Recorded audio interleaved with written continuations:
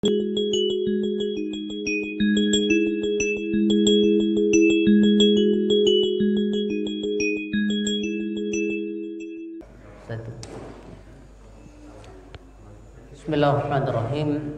Assalamualaikum warahmatullahi wabarakatuh. Alhamdulillahi rabbil alamin, alladzi bi ni'matihi tatimmus salihin tatimmus salihat. Asyhadu an la ilaha illallah wahdahu la syarika lah, wa asyhadu anna Muhammadan abduhu wa rasuluh. Amma ba'd. Allahumma rabbi syrah li sadri wa yassir li amri wahlul 'uqdatan min lisani yafqahu qawli. Allahumma 'allimna ma yanfa'una wanfa'na bima 'allamtana. Apa kabar Bapak-bapak sekalian, sehat? Alhamdulillah, pagi ini kita kembali melanjutkan ta'lim kita seputar tafsir, dan nanti insyaallah kita selingi juga dengan kajian tauhid, karena udah beberapa lama ini kita pindah ke tafsir, ya, pindah ke tafsir insyaallah. Terakhir di tauhid kita bahas tentang al-mu'min, Allah yang maha mengamankan hambanya dan maha membenarkan kitab suci sebelumnya. Di tafsir, alhamdulillah, pagi hari ini kita masuk di firman Allah Subhanahu wa taala, ihdinas siratal mustaqim, tunjuki kami jalan yang lurus. Ya, jalan yang lurus. Kalau kita hubungkan dengan sebelumnya, ya, bahwa seperti kita tahu, puncak Al-Qur'an itu, simpulan Al-Quran, peta Al-Quran itu ada di Al-Fatihah ini. Al-Fatihah. Jadi seolah sebuah muqaddimah yang mana nanti seluruh pembahasan tuh induknya, muaranya di sini. Maka kita katakan Bismillahirrahmanirrahim, dengan nama Allah yang Maha Pengasih dan Maha Penyayang. Lalu Alhamdulillahirabbil alamin, segala puji bagi Allah, Tuhan seluruh semesta alam, Ar-Rahmanir Rahim, yang mana Dia adalah zat yang maha pengasih penyayang, Maliki Yaumiddin, Dia adalah zat yang menguasai hari kiamat. Hari kiamat, sehingga kita katakan ini adalah bagian pertama yang mana Allah Subhanahu wa taala ini adalah bagian yang menjadi ibadah kita itu. Ibadah wajib memujinya, mengakui bahwa Dia adalah Rahman Rahim, mengakui bahwa Dia adalah Al-Malik yang menguasai hari kiamat. Jadi sampai di situ itu adalah hak Allah, sehingga puncaknya hak ini manakala kita tegaskan iyyaka na'budu. Kalau memang engkau demikian faktanya ya Allah, maka iyyaka na'budu, satu-satunya yang pantas untuk disembah hanyalah Engkau. Nah, ini sampai di sini. Jadi ayat ini dibagi dua oleh Allah Subhanahu wa taala, iyyaka na'budu, lalu iyyaka nasta'in. Ya, kalau memang Engkau yang pantas disembah, maka kalau begitu hanya Engkau pula yang pantas dimintai pertolongan. Ya, isti'anah. Isti'anah. Alhamdulillah, isti'anah ini minta pertolongan, minta bantuan dengan berdoa, dengan segala jenis ekspresinya. Nah, itulah bagian dari hak hamba. Ya, maka kerjaan kita itu berdoa. Ya, kerjaan kita mengemis. Ya, hidayah, mengemis kekuatan, kemampuan, keahlian, sehingga di sini terjadi hubungan interaksi antara Allah yang maha segalanya, nanti simpulnya adalah kekayaan, lalu kemudian mulai dari iyyaka nasta'in, hanya Engkau yang kami mohonkan pertolongan, terjadilah dua jenis tauhid.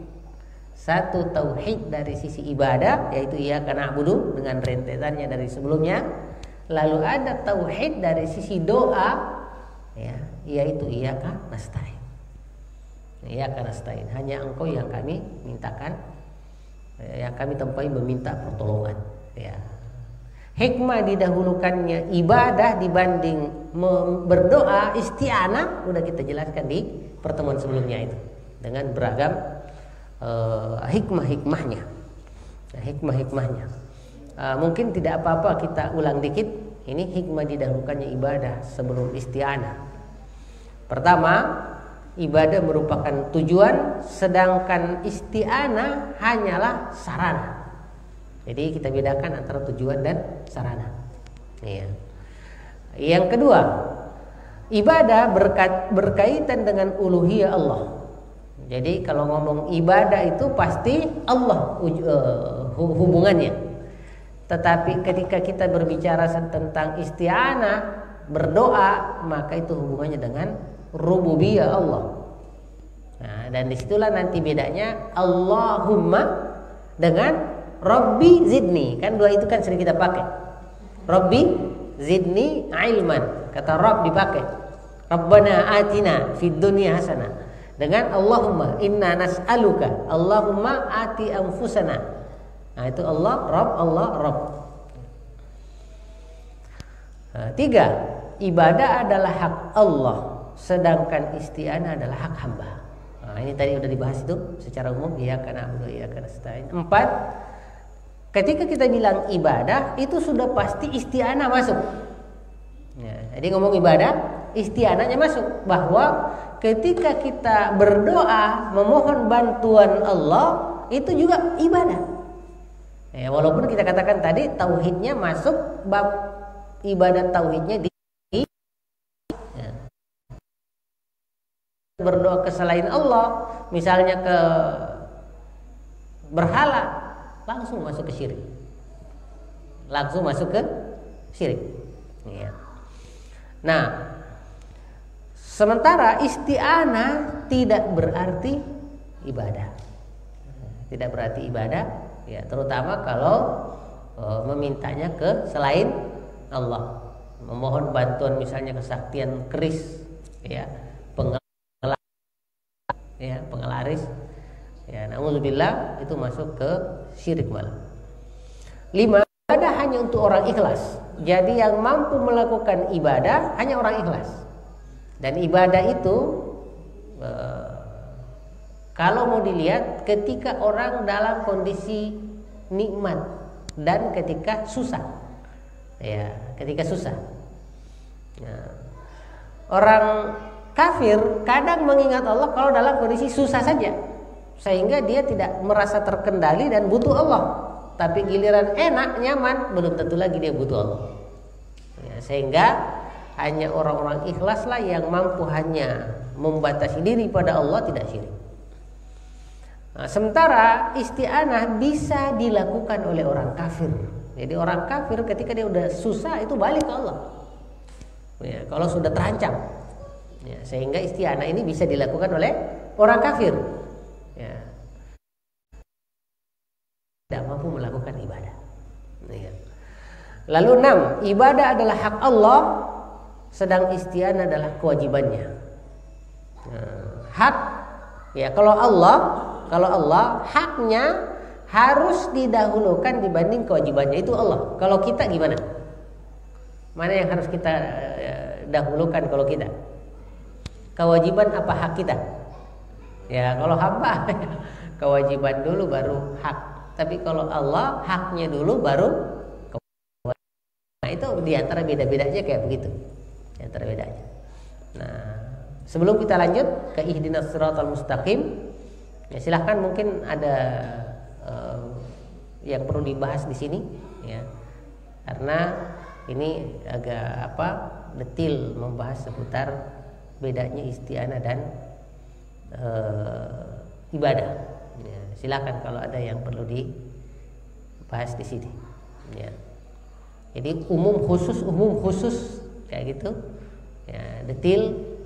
Dan karena inilah diantaranya, ya, pembagian antara Allah dan hambanya di Al-Fatihah, sehingga ini jadi surah wajib dibaca, surah wajib dalam sholat. Ya, kan selama ini kita mendengar bahwa surat teragung di Quran itu ya mungkin ayatul kursi kali ya. Ya, terutama kalau hubungannya sama setan. Enggak dengar tuh kita baca Al-Fatihah kalau lewat di tempat keramat ya. Kalaupun enggak ayatul kursi. Ya paling kalau mau nambah dikit qul huwallahu ahad, qul a'udzu birabbil falaq, qul a'udzu birabbin nas gitu ya. Tapi orang enggak pernah dengar lagi takut baca Al-Fatihah, kagak gitu. Ya, hikmahnya kenapa Al-Fatihah jadi bacaan wajib? Karena di sini ada interaksi langsung dua arah. Ya, dua arah. Belum lagi kita katakan ayat-ayat yang kita baca setelah Al-Fatihah itu penjelasan untuk Al-Fatihah. Itu detil untuk Al-Fatihah. Misalnya kayak Ayatul Kursi, total ngomong Allah Subhanahu wa taala, nggak ada hambanya. Ya, nggak ada hambanya kayak gitu. Nah, nggak ada hambanya. Jadi murni Allah Subhanahu wa taala. Maka dengan demikian ya, di antara dengan penjelasan ini, makanya kadang Al-Fatihah itu disebut juga sebagai surat apa itu? Suratul ibadah. Surah untuk ibadah. Maksudnya suratul sholat. Surat khusus untuk sholat. Ya, karena kalaupun dibilang sholat itu adalah hubungan antara hamba dengan Tuhannya, benar sesuai dengan ini. Allah ibadah, hamba isti'anah kayak gitu. Ya, saya kira terhubung terus. Nah, sekarang bagian dari hamba ini udah masuk ke doa. Ya, setelah tadi ngomong isti'anah, mohon bantuan, ternyata langsung ke fokus tujuan, yaitu ihdinas siratal mustaqim, tunjuki kami jalan yang lurus. Nah, jadi itu prioritas utama itu. Jadi mencari, meminta jalan yang lurus sebelum meminta sarananya, kayak harta, kemampuan, keahlian, kekuasaan, tapi langsung ke as-siratal mustaqim. Ya, walaupun kalau kita lihat tafsir ulama kita ya tentang siratal mustaqim itu ada 3 tafsir ulama kita tentang yang ini siratal mustaqim. Secara pertama Islam, berarti meminta Islam. Yang kedua Al-Quran.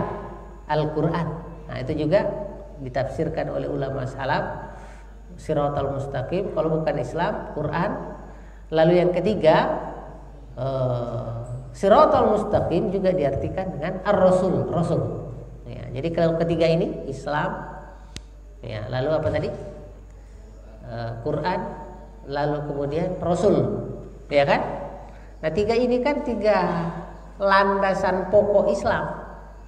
Ya, semuanya satu paket siratal mustaqim. Rasul, ya, Quran, Islam. Ya, nah inilah yang disebut beda dari sisi ininya, ya penyebutannya, tetapi hanya karena di Islam Quran juga, ya Quran itu adalah Rasul juga. Nah, ini namanya perbedaan variatif. Ya, jadi bukan perbedaan yang bertolak belakang saling apa itu menafikan, enggak. Ya, hanya variasinya saja gitu. Nah itu kalau mau diartikan siratal mustaqim secara contoh-contoh kayak gitu ya, Islam, Quran ya gitu. Nah, tapi ketika kita mengartikan siratal mustaqim yang sifatnya lebih umum, merangkum, nah ini yang kita lihat jadi, yaitu sejumlah ajaran yang mengarahkan manusia untuk memperoleh kebahagiaan dunia dan akhirat. Nah, ini dari awal kan ngomong gitu ya, bahagia dunia akhirat. Ya. Kalau nanti kita belajar ilmu apapun, ya ujung-ujungnya selalu ada kata bahagia kayak gitu. Ya, bahagia walaupun versi ilmu tertentu ya tanpa disertai dengan petunjuk Islam, ya bahagia duniawi aja, Rabbana atina fid dunya hasanah doang, wa fil akhiratinya belum tentu ya. Belum tentu. Nah, makanya di sini berupa akidah. Ya, jadi wujudnya berupa akidah, wujudnya berupa adab dan aturan atau hukum fikih yang diperoleh melalui jalur ilmu yang bersumber dari Quran, dijelaskan oleh Rasulullah, dan diformulasikan dalam bentuk ajaran Islam. Nah, itu pengertian umum Shiratal Mustaqim. Tapi kalau spesifiknya kayak tadi Quran, Rasul, jalan Rasul dan ya. Nah, ikhwan sekalian rahmati Allah Subhanahu wa taala. Sekarang coba kita lihat nih hidayah, ihdina, tunjuki. Ya, jadi agak lari ke hidayah dulu, ihdina. Ya. Al-hidayah. Ya. Hidayah itu seringnya kita sebut sebagai petunjuk ya, petunjuk. Ya. Kalau petunjuk itu bahasa lain dari Islam itu adalah dalil. Dalil juga kan petunjuk, pengarahan. Ya. Makanya ya kadang kita menemukan buku Dalilul Haji wal Umroh. Dalilul Haji wal Umroh, kok haji umroh dalil pakai dalil? Maksudnya di situ adalah petunjuk. Petunjuk. Cuman kita ini kalau dengar udah dalil itu Quran Sunnah gitu. Bukan makna bahasanya petunjuk gitu, juklak gitu. Nah, kalau kita lihat hidayah ini minimal ada beberapa bentuknya. Ada yang sifatnya insting kita, yang kayak kalau lapar nyari makanan gitu ya. Itu sudah dalam diri kita itu. Ya, termasuk insting kita sebagai manusia adalah nyari pasangan, ya kan? Ya, lawan jenis. Nah, insting namanya kayak gitu ya. Nah, disebutkan oleh Allah Subhanahu wa taala tentang kata hidayah yang maknanya seperti ini di surah Thaha ini. Allah katakan allazi a'ta kulla syai'in khalqahu, yaitu Allah yang memberi setiap makhluk khalqahu, yaitu penciptaannya beserta program yang ada pada dirinya itu, yang berupa insting, mau makan ketika lapar ya gitu ya, ketika haus mau minum ya, ketika takut berlindung, ketika kemudian semangat punya optimisme. Nah, itu kayak itu satu paket itu insting manusia ya. Yang terkadang ketika kemudian sakit ya, kadang ada yang nggak berfungsi dengan baik, kadang ada yang nggak berfungsi dengan baik ya, disebabkan oleh sumbatan dan seterusnya itu. Nah, jadi a'ta kulla syai'in khalqahu, dialah Allah yang kemudian merencanakan segala penciptaan makhluk ya, beserta nanti ya, programnya. Tsumma hada, lalu ada sini Allah pula yang mengisi ya, apanya itu ya, insting-instingnya itu ya, kayak keaslian kita itu insting. Nah, insting untuk mempertahankan diri, untuk ya. Yang kedua, ada juga petunjuk atau hidayah berupa tanda-tanda. Ya, ini yang disebut ayat itu, ayat. Ya, mungkin bahasa kalau di jalan itu rambu-rambu. Ada tanda-tanda gitu ya.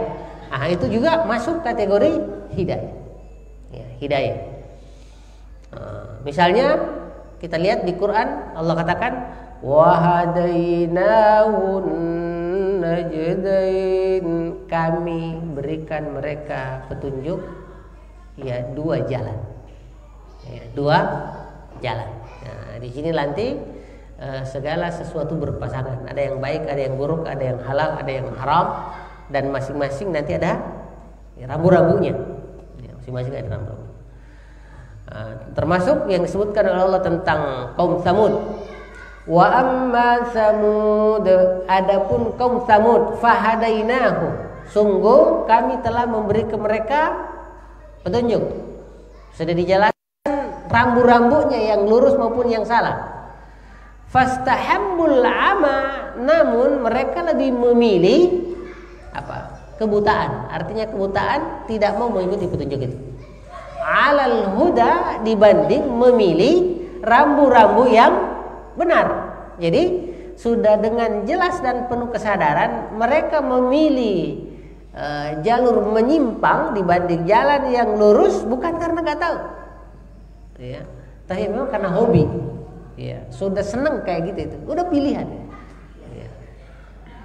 Nah, itu yang kedua. Lalu ketiga, penurunan kitab suci dan diutusnya seorang rasul. Ya, tentu ini agak tinggi ya, makin kesini makin tinggi. Ya. Maka penurunan kitab suci dan diutusnya seorang rasul, inilah yang kita sebut kenapa penting ada nabi dan rasul. Ya, Allah katakan di surah Al-Anbiya, waja'alnahum a'immah, kami jadikan mereka a'immah, di sini imam, jamak dari imam. Ya, a'immah yahduna bi amrina. Kata yahduna itulah hidayatnya itu, yang memberikan pengarahan, nasihat, ya, bi amrina, sesuai perintah dari kami. Ya, jadi hidayah yang diberi oleh Nabi. Nah, adapun Qur'annya, juklaknya, kitab sucinya, Allah katakan inna hadzal qur'ana, sungguh Qur'an ini yang tadi kita sebut sebagai jalan yang lurus, yahdi lillati hiya aqwam, akan mengarahkan menuju jalan yang paling lurus. Dari kata qawim, aqwam.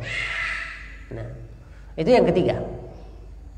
4, membuka tabir segala sesuatu sebagaimana adanya melalui wahyu. Ya. Jadi dia buka hakikat hidayah, hakikat jalan yang lurus, hakikat yang benar. Nah, melalui wahyu. Nah, ini yang tinggi, wahyu. Dan seperti tadi, hanya nabi yang memiliki hak untuk mendapatkan wahyu, tidak semua orang. Lalu ada mimpi, ya, di bawahnya seperti yang diterima oleh Nabiullah Ibrahim misalnya, mimpi. Lalu ada ilham, ya, ilham. Ya, ilham itu ya kalau kita mau lihat, ya, mungkin kayak yang diperoleh ibunya Nabiullah Musa waktu kecil, ya kan, habis melahirkan anaknya kan, kalau dari sisi pikiran itu nggak mungkin selamat karena semua ada petugas kan, Satpol PP nyari orang-orang hamil, mengikuti kapan lahirnya. Tetapi ya ternyata dia dapat ilham untuk menjauh dari kerumunan. Lalu setelah melahirkan dia punya ide untuk melepaskan kayak gitu. Nah, itu kan ilham yang diberikan oleh Allah kepada orang tua para nabi untuk menyelamatkan keluarganya itu. Iya. Dan kayak begitu itu pun kita kadang dapatkan, wallahu alam, kalau kita punya iman kita naik, terutama kayak maksurat pagi petang itu. Ya, Anda juga rasakan itu. Dan baru kemarin saya rasakan. Jadi dari sini, dari Manggarai itu keluar ke tempat busway. Ya. Biasanya saya selalu muter di situ, kanan langsung. Tapi ini kok nggak pernah merasa kepengen lewat di situ. Setelah saya coba lurus ke sono, ternyata ada polisi di situ. Alhamdulillah, ini kayaknya efek dari maksurat yang kita baca. Ya, nggak nongol di pikiran saya mau lewat di situ. Nanti setelah jauh, orang ada polisi. Oh, ini kayak caranya Allah menyelamatkan. Biar nggak kena tilang, nggak kena masalah. Padahal baru udah 7 tahun kali belok-belok di situ, kagak pernah ada polisi di situ. Kok pagi itu ada? Ya Allah, ya, SIM mati lagi. Lebih berbahaya kalau kena, ribet juga. Oh, bilang inilah ilham itu, kalau kita sudah kita sudah kasih hak Allah, insya Allah ada perasaan itu yang dibenarkan, diarahkan. Iya.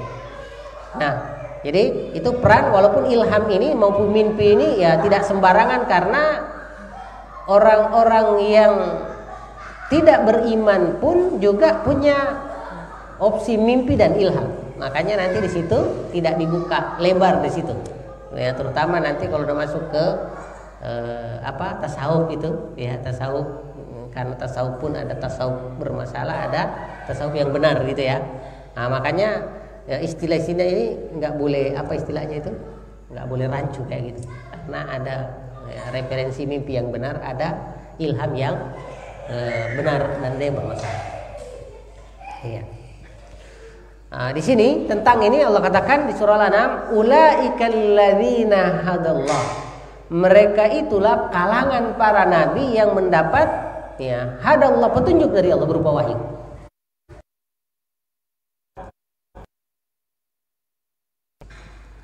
Fabihudahu muqtadi, dengan petunjuk mereka kalian ikuti. Ya, ini ada kata fabihudahu, hidayah. Mereka, petunjuk mereka, ikuti gitu.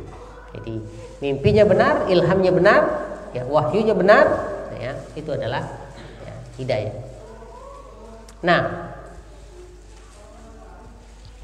sekarang ya, setelah kita sedikit bahas tentang tingkatan hidayah tersebut, ya, walaupun cuma 4 kita sebutkan, nanti ada lagi lanjutannya sebenarnya, ya. Termasuk yang tinggi itu adalah ketika Nabi, terutama Rasulullah, diundang untuk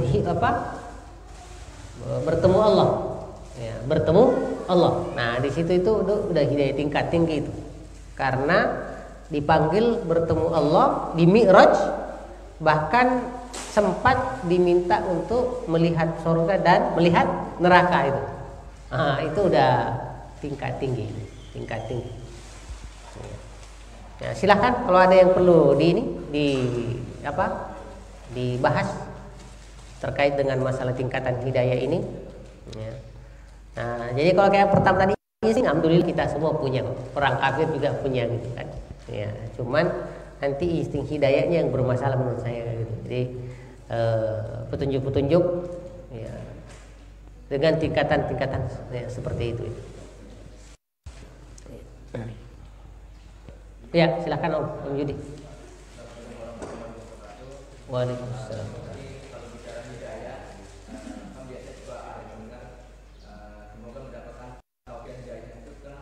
Iya, kenapa taufik dan hidayah ya? Ya, bagus, ini pertanyaan bagus. Ya, pertanyaan bagus. Kenapa taufik dan hidayah kayak gitu ya? Karena hidayah itu memang nanti ada 2 macam. Ada 2 macam. Ada hidayatul irsyad, petunjuk yang sifatnya manual doang. Nah, ya. Jadi kayak tadi rambu-rambu. Ya. Dan itu umum, mencakup orang kafir dan orang mukmin. Ya. Lalu ada namanya hidayatut taufik, petunjuk berupa Allah bikin orang tertentu, terutama orang beriman, benar-benar mampu melakukan dan melewati dan mengikuti petunjuk tersebut secara perbuatan. Ya, jadi sudah melakukannya. Sementara yang hidayatul petunjuk itu baru umum. Ya, kasih pilihan ini dua-duanya. Ya, tapi belum tentu mampu melakukannya, belum tentu mampu mengikuti petunjuknya, pengarahannya. Nah, adapun taufik adalah Allah mudahkan dengan semangat orang-orang beriman ini, ya, sehingga mereka benar-benar mampu mewujudkannya dalam dunia nyata lewat perbuatan. Nah, itu taufik namanya. Itu taufik. Ya. Makanya nanti di doa itu seperti itu bilang wabillahi taufik wal hidayah, gitu ya. Ya, sebenarnya kalau urutannya ngomongnya wabillahi al hidayah wat taufik. Hidayah dulu baru taufik, karena hidayah umum, taufik khusus. Nah, ya, misalnya Quran. Ya. Quran kan sebenarnya Quran itu untuk mukmin dan kafir dua-duanya. Ya, tetapi Allah khususkan di surah Al-Baqarah nanti hudal lil muttaqin doang, hanya untuk orang bertakwa doang. Maksudnya orang bertakwa itu hidayah itu taufik di situ.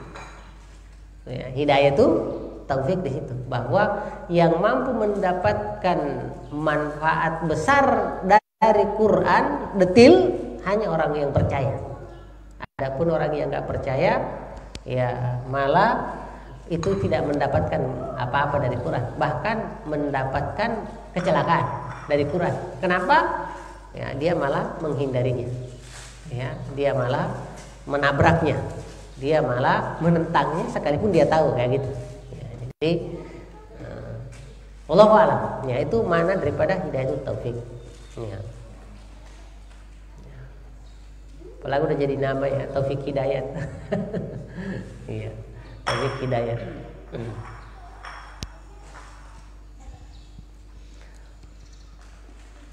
Ya, kita lanjut.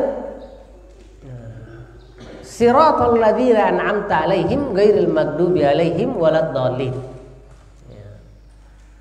Siratal ladzina, jalan an'amta alaihim, yaitu mereka-mereka yang telah Engkau berikan nikmat kepada mereka. Ya.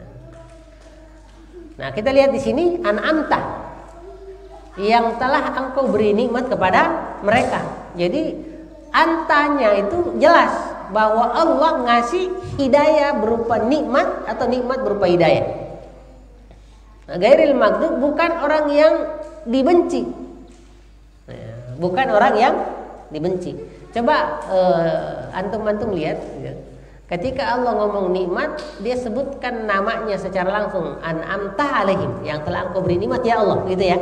Bahwa untuk nikmat hidayah itu Allah menyatakan dirinya pelakunya secara langsung, bahwa karena segala kebaikan sumbernya dari Allah.